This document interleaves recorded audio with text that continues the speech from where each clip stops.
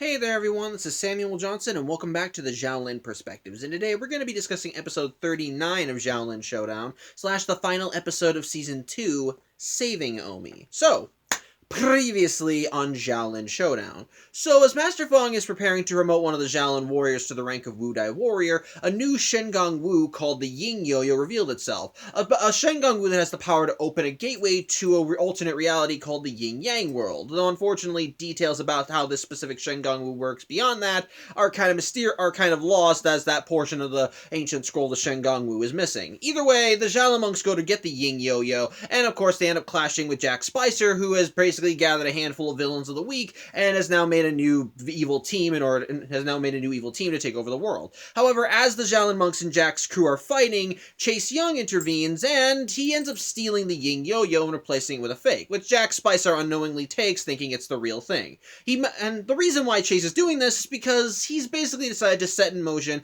his plans to take over the world and get Omi on his side. And in order to do that, and in order to ensure that that plan goes through, he ends up launching an attack on the Xiaolin temple, and while using the Ying Yo-Yo, he sends Master Feng to the Yin Yang world, and he does something to make the Xiaolin monks forget about the attack. The end result is that they think that Jack Spicer is the one that attacked, since they were able to figure out that Master Feng was sent to the Yin Yang world, and since they're under the impression he has the Ying Yo-Yo as well, they believe that they of course want to try and go after him. Unfortunately, coincidence of coincidences, Jack Spicer and his crew are planning an attack on the Xiaolin temple, which unfortunately is successful, as they managed to basically surprise the Xiaolin monks, and all but Omi and Dojo are captured, mostly because Omi was out of the temple, and he was the one that went to try and stop Jack Spicer, and subsequently learned of the plan, but was too late to stop it. And Dojo, I'm just assuming he ran away. Point is, Xiaolin temple is taken, and the other Xiaolin monks are basically tickled so that they'll tell Jack how to get into the temple vault.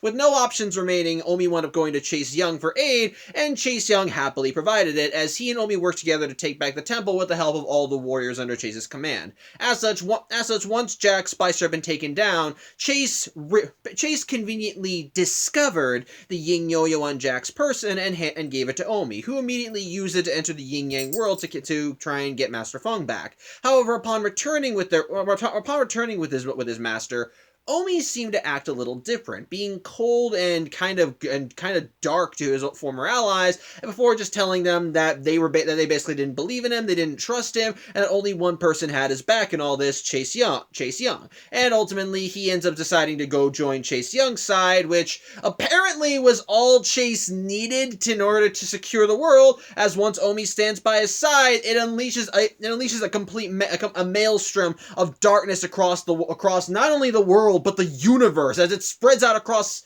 space and actually manages to crack the planet Earth in half. And result, Omi ends up joining the bad guys, and well, that's how the last episode ended. And this episode begins as apparently Chase and co. basically fucked off after Omi joined up with Chase, as we see the Xiaolin monks at the temple, and while the temple itself is for the most part fine, the world itself is still kind of fucked, as there are basically volcanoes darting all around the peaceful China countryside that the temple was built on, and it looks like there's just like little tornadoes spewing out of them. So, yeah, basically the world's kind of fucked. There is thankfully still a bit of stability, I guess, but yeah, clearly the bad guys are in command at this point. But enough about real-world politics. Let's get to the actual show. I'm sorry, I couldn't help it. It was right there. Either way, Omi, despite the fact that he is now joined up with the bad guys, well, he's still very much a warrior, and it turns out apparently evil Omi just wants to fight. As we see at Chase Young's base, he's basically just chomping at the bit to fight someone,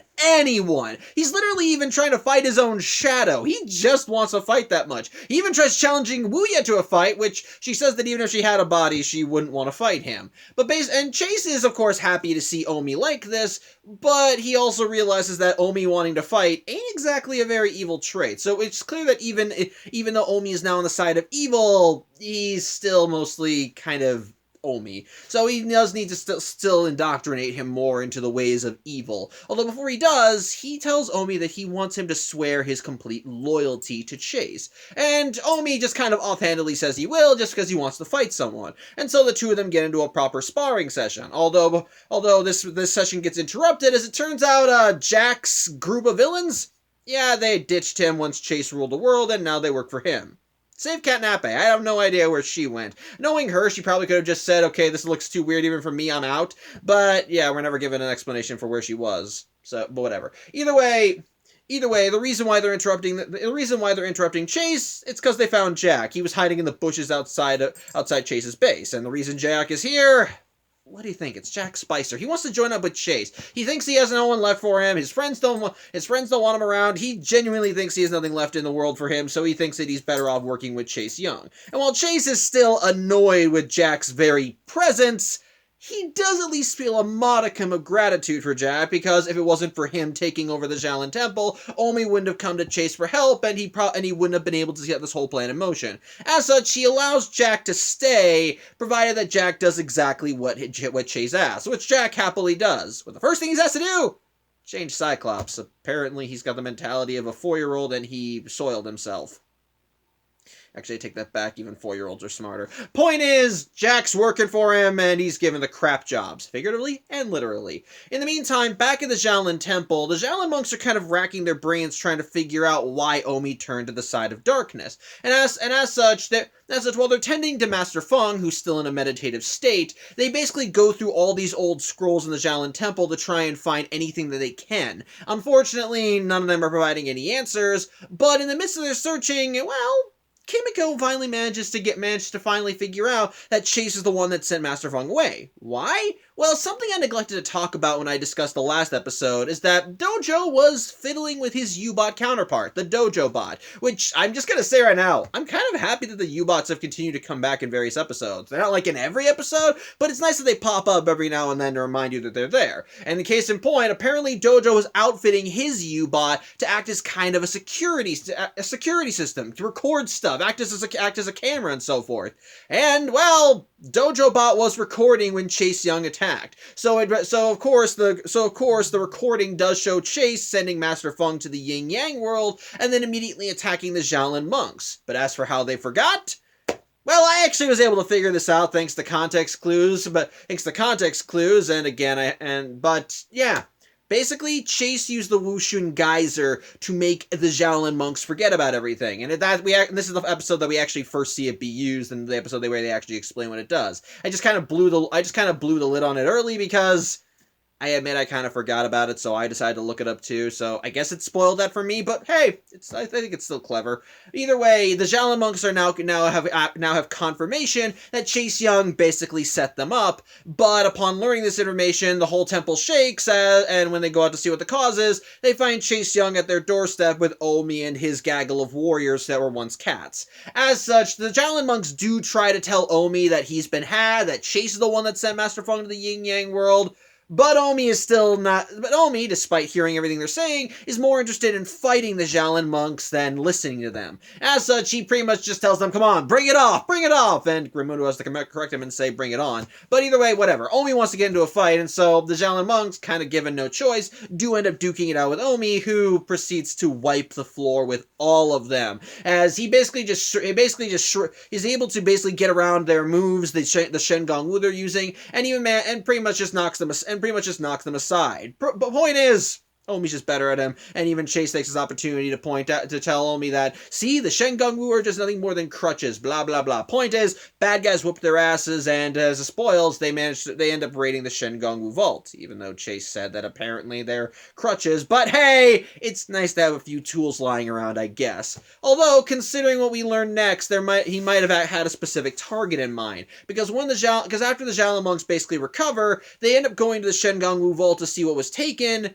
And unfortunately, one of the Shen Gong Wu that was swiped, it was the serpent's tail. And the thing is, apparently the bad guys have the reversing mirror.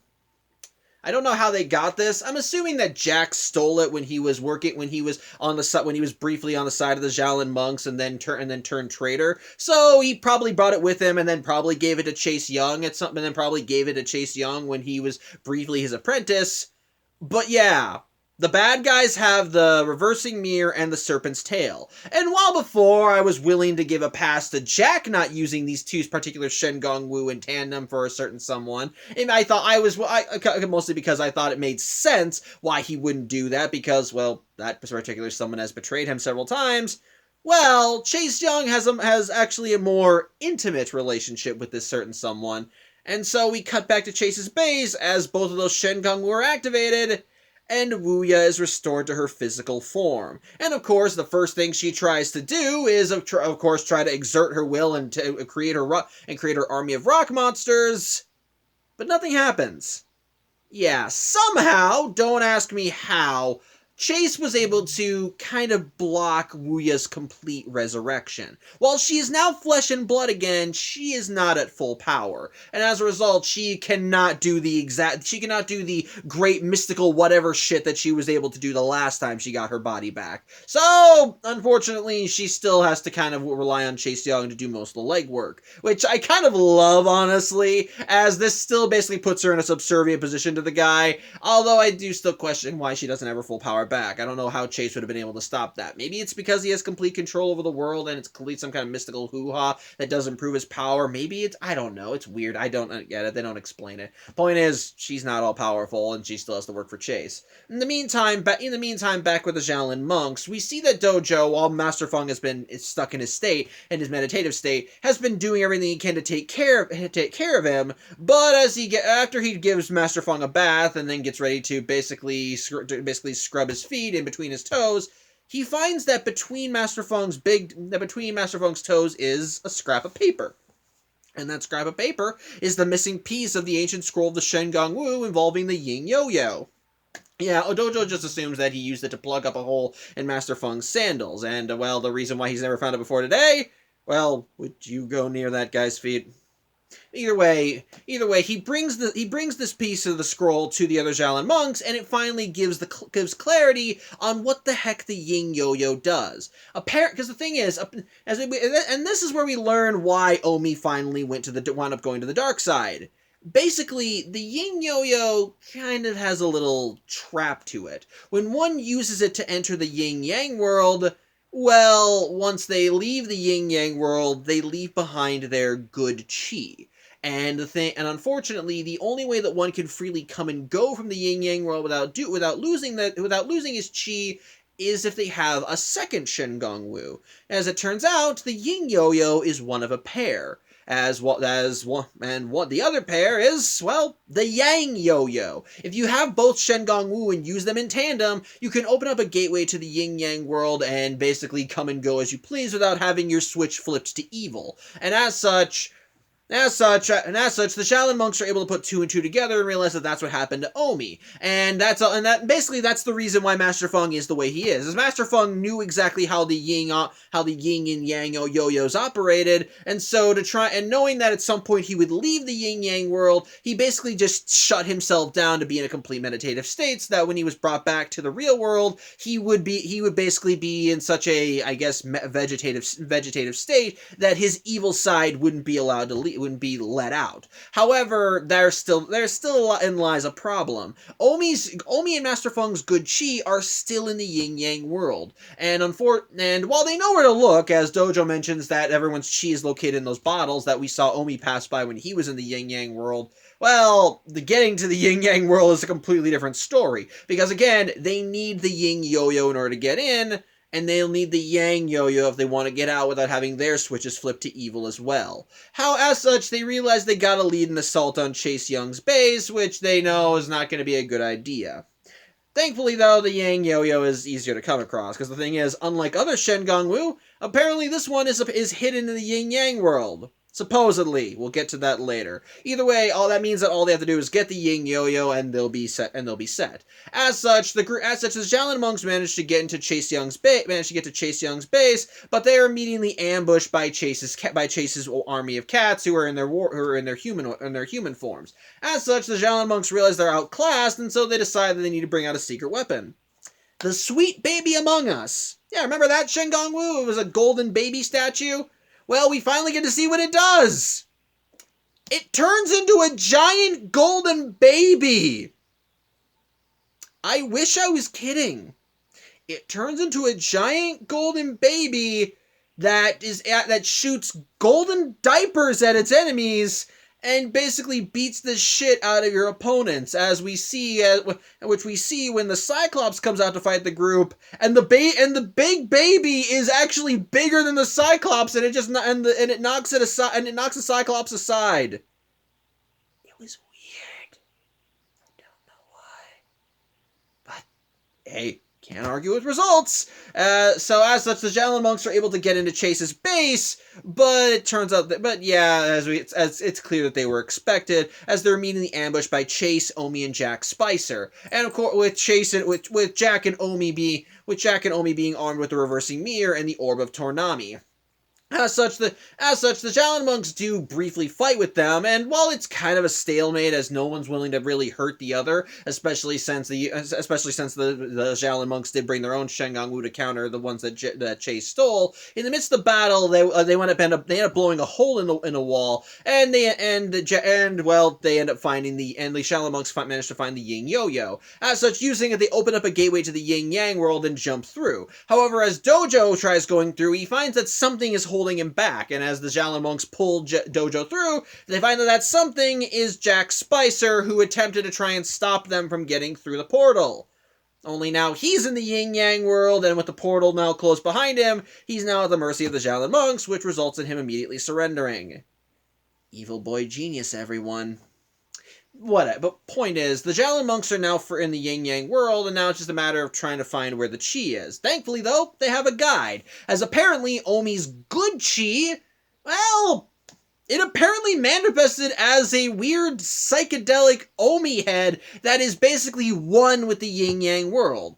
Mostly because, as was stated before, the yin-yang world operates on its own laws of physics. So literally, the possibilities of this world are limited by your imagination. And so Omi basically made himself at home here, as able to just basically twist the realm to his will. And while he's happy to see the Xiaolin monks, in this state, he can't exactly go back with them. As such, he is able to help them find where all the chi is located in the yin-yang world, and thankfully the Xiaolin monks are able to find Master Feng and Omi's chi. Rather easily, actually, but now it's just a matter of finding the Yang Yo-Yo, and believe it or not, that one's even easier. You see, the thing is, while the Xiaolin monks don't know how to navigate through the yin-yang world, since it just kind of operates on its own thing, they basically realize that since Dojo hit it, they would probably be in the last place that they would look. But at the same time, they know that Dojo isn't that stupid, so maybe it would be in the second to last place they'd look. It was in his ear!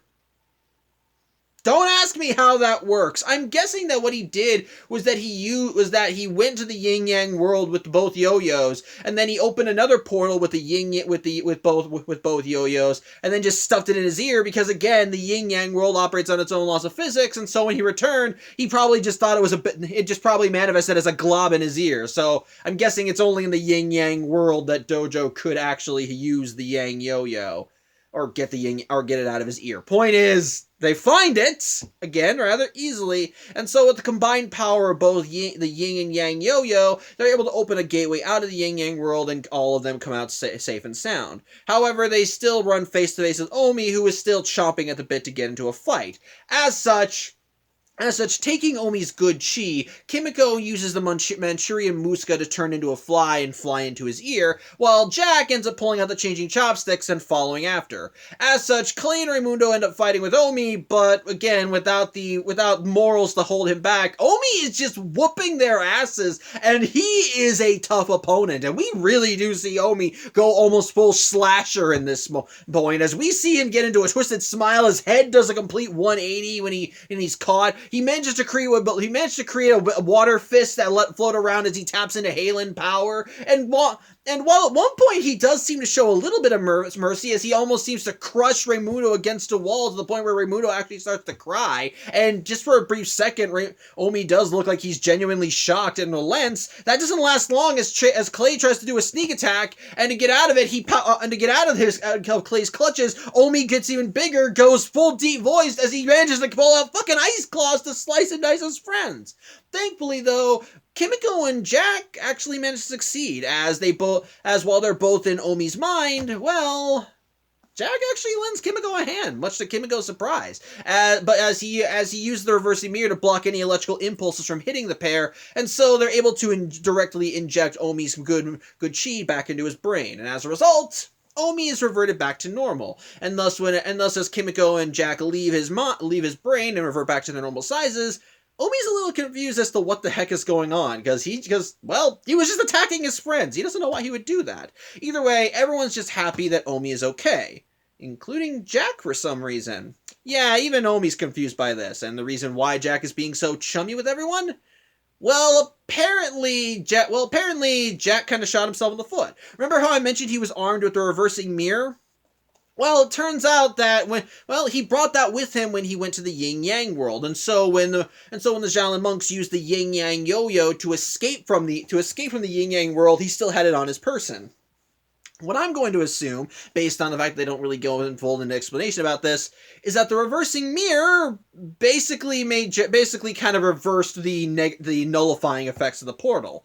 Which again, I'm pretty sure might be contradicting what they want to talk about. But considering what we see later with the Yin Yang Yo-Yo in the series, I'm assuming that was that what I'm saying is the truth. But either way, the mirror basically reversed the effects of the Yin Yang Yo-Yo on Jack, so he wasn't immune to the whole switching sides thing. Only whereas before he came out of the Yin Yang, Omi came out of the Yin Yang world and was evil, Jack has left the Yin Yang world and he's now good, and so now he's all friendly and nice and happy to help out the Xiaolin monks.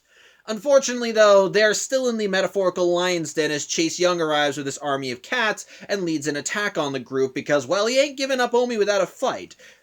However, in the midst of the fight, he mentions that Omi did swear an oath to him, and he managed to jog enough gray matter in Omi's head, and yeah, Omi does remember that he did swear an oath to Chase. And while he may have done it while he may have lost his good chi, well, as Omi said last episode, Xiaolin Monk's oath is his honor, and so unfortunately, he's got to keep his word as he allows himself to be taken by Chase. And well, since he's now under Chase's sway, he's turned into a lion, admittedly an adorable lion cub, but yeah, he's now even though he's gotten his good chi back, he still is working for Chase, and as a result, Chase pretty much sicks Omi and the rest of his cats on the Xiaolin warriors, and they have to flee on Dojo's back with Jack Spicer following behind. And the episode once again ends as they fly into the distance with Omi Cat watching them as they go. So, yeah, pretty bittersweet. But yeah, that's how season 2 ends, and my thoughts on this part of the 3-parter. Again, I think it's really good. Again, I do still question a few things about the plot and progression because I'm trying to connect the dots in some areas. Like was said, I don't really understand how Omi joining up with Chase Young gives him complete control of the world. Is it tied to the prophecy that Chase talked about last episode about how Omi is destined to beat him, or that Omi has the power to fight him? I don't know. It's never really explained why Omi being on Chase's side ensures that Chase has complete dominion over reality. It's like, why? Why is Omi being on his side enough for him to rule the world? I don't really understand that. And again, and to kind of get even more nitpicky, how is he able to stop Wuya from gaining ultimate power? You could argue that potentially because he has complete control of the world, he was able to somewhat interfere with Wuya's resurrection process. But it's not really explained. So maybe I'm gonna consider that a flaw. That one I'm gonna be a little bit more lenient on, because again, if he does have like ultimate power over everything and all that, he could have used his Xiaolin magic to somehow interfere with Wuya's resurrection. So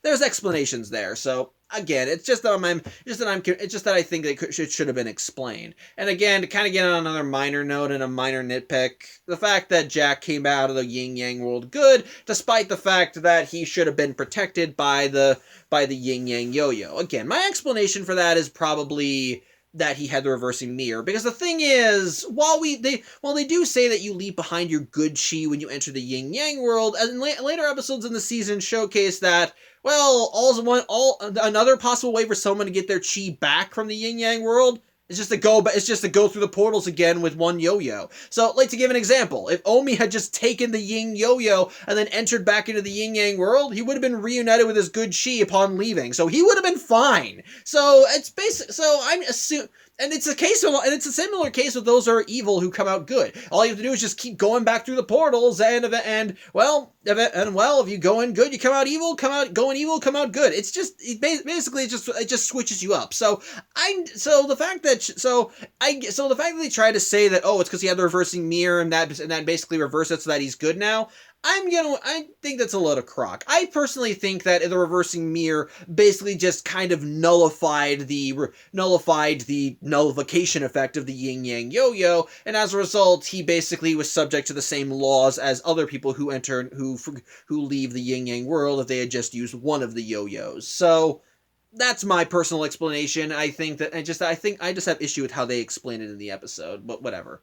With that said, the rest of the episode, I think, is still really good.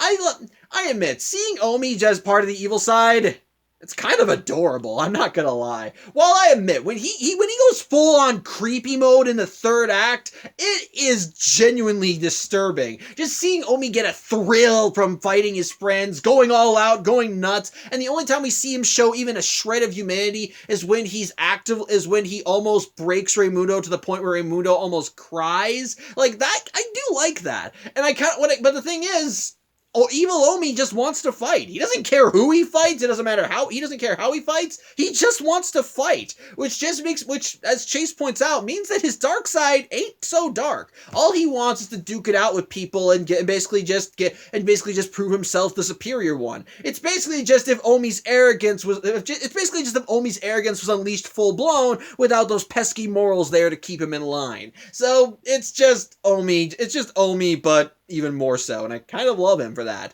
Although again, it's clear that he does lean more into the dark side, like I said, in the third act, he goes full slasher villain as he taps into Xiaolin magic and almost rips to shreds his friends. But again, it's still kind of adorable just seeing him running around just to basically, come on, fight me. I don't know. I don't like that. I like that. It's fun. It's good. I like it.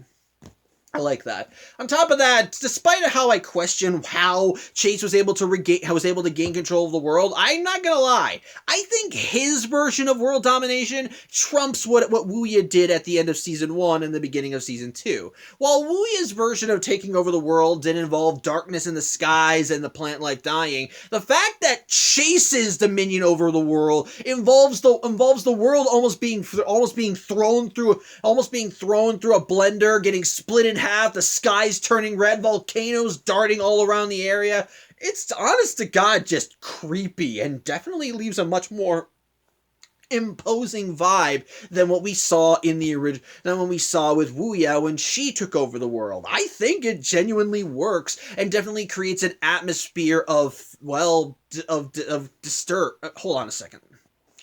Sorry, I was thinking of the word. It basically creates an atmosphere of dread, of just darkness that it basically just feels so imposing that everywhere you look, you see the Chase's influence on everything, and it's really fucked up. And again, I love Chase as a villain. Like I said, Chase is still charming and I love that he is kind of happy to see Omi reveling in being the bad guy and wanting to fight. He says that Omi's dark side may not be so dark, but he just sees this as an opportunity, like, this is my chance to really sway him to the dark side. And he actually is happy to see Omi just wanting to fight with people. And when Chase and Omi do lead the assault on the Xiaolin temple in the halfway through the episode, he's basically like, go ahead, Omi, you've earned it. Like, he's proud to see Omi just going nuts. Like, which kind of makes sense. Like I said, throughout the season, he's been trying to sway Omi, so he's probably just having fun seeing Omi just go nuts without any of his morals holding him back. I kind of like it.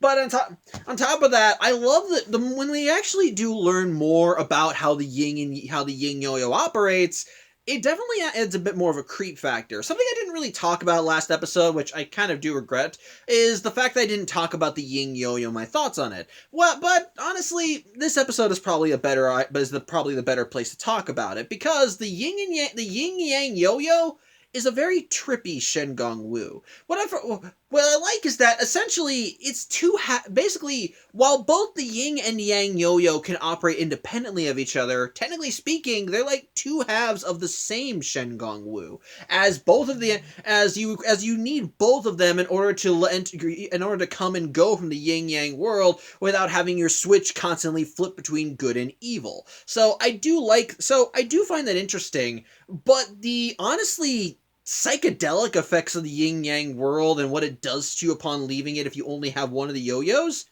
it's very trippy, and it's very trippy and honestly kind of disturbing. I do like that. Going back to how when the Xiaolin monks entered the yin yang world and Omi's good chi manifested as a giant floating Omi head that was helping them out, that still creates a sense of unease and weirdness because because it further showcases how the yin yang world does not operate by the standard laws of physics. And you can pretty much just do whatever the hell you want as long as you can imagine it. And so seeing the Xiaolin monks try to explore the yin yang world, try and operate with their own rules and so forth, it definitely feels weird and just odd. And it probably helps add to the fact that when they do end up getting that, when they find the yang yo-yo and it's in Dojo's ear. And again, I'm assuming that because of the twisted physics of the yin yang world, Dojo was more able to easily do that. Otherwise, I don't really know how he was able to fit that thing in his ear. Cartoon physics, I don't know. Point is, it definitely feels trippy. But then when you learn that the fact that this world also does what it does to people, it makes it feel even scarier because essentially by leaving the yin yang world, you leave a part of yourself behind, and I genuinely find that creepy. Because I've talked about this sometimes in other vlogs, but the idea of ourselves being basically split apart and the parts of with some parts of ourselves going here and the others part going there, it genuinely makes me, it feels scary. Okay, I take this back. Well, I've talked about it before, and I do find it fascinating, but how it works in the yin yang world, like I said, I think is genuinely scary. Because it's not just like you're split in half, you lose a part of yourself. It's like losing parts of your memory. While there are some memories you probably would want to forget and probably would bury, those memories are still a part of you. Whether you can consciously recall them or not, they did have an effect on you and have helped shape you into the person that you are today.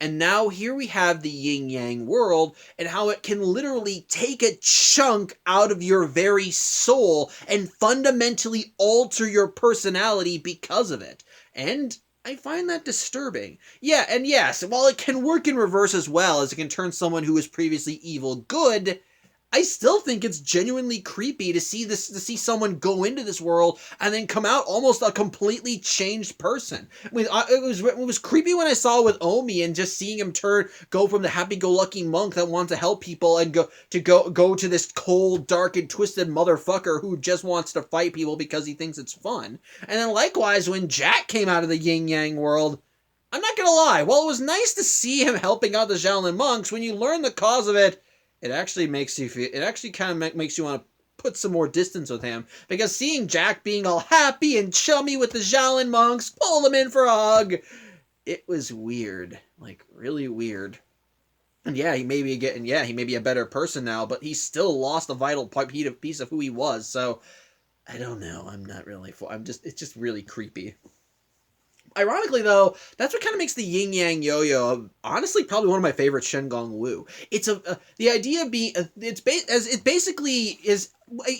basically when you use it, if you don't use it in the right way, you risk losing a part of yourself. And on top of that, even if you do have the proper protection by using both halves of the yin-yang yo-yo, well, you're still entering a very trippy place that's almost very hard to navigate. And while there are specific things that are in the yin-yang world that you may sometimes need to find, like when the Xiaolin monks went in there to look for Master Feng and Omi's chi, well, it's still a trip getting there, and being able to try and find these things and try and make sense of the world is definitely a head tilter, and you probably get a massive headache just trying to get through it all. So, in that regard, I find the yin-yang yo-yo to be the most interesting Shengong Wu. Maybe not the most powerful, but definitely one that I think that I think is really worth examining. And it does make you question, and kind of going back to how people's personalities can be altered and split apart. It does make you wonder what people could turn into if they came and go from the yin yang world without the protection of using both yo-yos. So I am very curious. Also, I'm pressing part of the reason. Actually, I think part of the reason. I just thought of this right now. I think part of the reason why the yin yang yo-yo is able to protect you is because, well, using one half of the yo-yo will result in you changing sides. So maybe using both halves together is like a Uno reverse card that one side reverse, that as you're leaving you're supposed to lose one side, but then the other side reverses you back. So I don't know. I think it's cool. I do find that, so honestly, really cool stuff, and especially when you learn the truth about what's going on and seeing the Xiaolin monks try and figure out how to help their friend. I do find that to be a very interesting stake, and it's made even worse. And the stakes are still raised even higher with Wuya being returned to her flesh form, which although I will admit that in the grand scheme of things, that's small potatoes, and it's really just there to, well, give us some more eye candy with Wuya, which I'm not against. Again, evil is sexy. What can I do? But if I can list any other flaws of the episode, well, again, this one's a nitpick, admittedly. But for some reason, the third act of the episode had these bars on the top and bottom of the episode. They only did it when we were in the real world, so to speak. So we didn't see that when the Xiaolin monks went to the Yin Yang world, but I don't know, it was weird. I guess the idea was that I was supposed to make it feel like there was serious business, that they were getting ready for a big fight of their lives, but I don't know, I just found it intrusive, as they were there for pretty much every scene, even quiet scenes, and I was like, this is kind of weird, and I don't know why they have it. So, I guess that's kind of a nitpick, but if I could give another little problem, it's that the process of getting Omi back to the side of the angels, well, it feels rushed. Like I said, they find Omi and Master Feng's bottles almost immediately thanks to the help of Omi's good chi, and then likewise, finding the Yang Yo-Yo in the Yin Yang world, again, really easy. They're just like, well, where was the second to last place that Dojo would hide something? Oh, in his ear! Okay, why? Like, what would make you think that it was there? Is that just is Dojo known for doing stuff like that? I don't know. I don't know, it's just weird for me. But even with the rush nature, I do find the ending of the episode to still be very strong. As by the end, despite the fact that the Xiaolin monks are able to get Omi back to the side of the angels, well, he still has to work. He's still working for Chase Young, because in the time that he was evil, he swore his loyalty to him. So unfortunately, while Omi doesn't want to, he has to still work with Chase, which means that the world is still pretty much fucked, and the Xiaolin monks can't get their friend back. And the fact that it ends with Omi watching them as they fly away, it definitely hurts. It definitely hurts a little, knowing that despite everything the Xiaolin monks did to get Omi back, they still failed in a way. And that actually does make the ending of the episode feel that much stronger. So, while I will still say that this episode is flawed in a few areas, especially with the plot progression, the flaws, I think, are small potatoes compared to what I think works about the episode. The world under Chase's rule is definitely a creepy one. Seeing Omi on the side of the baddies is both kind of adorable, but also adds a level of distress when you see the Xiaolin monks try and get him back on their side. Seeing Chase basically holding all the cards and the Xiaolin monks having to work with what they can to try and stop him, learning more about the Yin Yang Yo-Yo and how it operates, which I love. I think the Yin Yang Yo-Yo is a pretty damn cool Shingon Wu, like I said. And likewise, by the end, while I do feel the ending is rushed, the fights with Evil Omi in that episode, on that point, are genuinely fucking insane, and I genuinely like seeing it. And it still ends on a really bittersweet note, as again, despite the Xiaolin monks doing everything they could to make Omi good again, they still kind of failed, as he still has to work for Chase Young. And the fact that that's how the season ends definitely helps give the finale a lot more strength. So, on the whole, I think that saving Omi, despite my own problems with it, I think is still really good. Not great, but really good. So, on the whole, enjoyable, and that's really all I got to say. So yeah, if you were able to get through all my insane ramblings, I hope you enjoyed the video, and I hope you tune in next week as we take a look at Season 3, and we see the Xiaolin monks finally able to get their friend back. So till then, I hope you have a good Friday, and take care.